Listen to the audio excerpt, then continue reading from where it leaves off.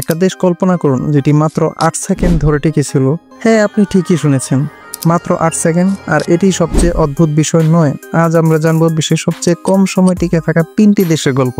তো চলুন শুরু করি। তৃতীয় স্থানে রয়েছে ক্রিমিয়ান প্রজাতন্ত্র। 2014 সালে ক্রিমিয়া একটি বড় ভোটের মাধ্যমে স্বাধীনতা ঘোষণা করেছিল, তবে তারা স্থিতিশীল হওয়ার আগেই রাশিয়া হস্তক্ষেপ করে এবং ক্রিমিয়াকে আবার তাদের অংশ হিসেবে নিয়ে নেয়। এই নতুন দেশটি টিকেছিল মাত্র একদিন। দ্বিতীয় স্থানে রয়েছে রাশিয়ান ডেমোক্রেটিক ফেডারেটিভ রিপাবলিক, যার শাসনের পতনের পর এই প্রজাতন্ত্রটি প্রতিষ্ঠিত হয়েছিল। এই দেশে ছিল একটি সরকার এবং এমনকি বৈদেশিক সম্পর্ক, কিন্তু এটি শুরু হওয়ার আগেই লেনিন ক্ষমতা দখল করে এবং এর অস্তিত্ব একেবারে শেষ করে দেন।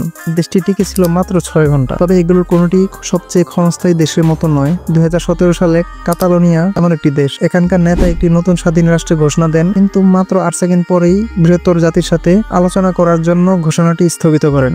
হ্যাঁ, এই দেশটি টিকে ছিল মাত্র 8 সেকেন্ড, যা পৃথিবীতে সবচেয়ে অল্প সময় টিকে থাকা দেশ।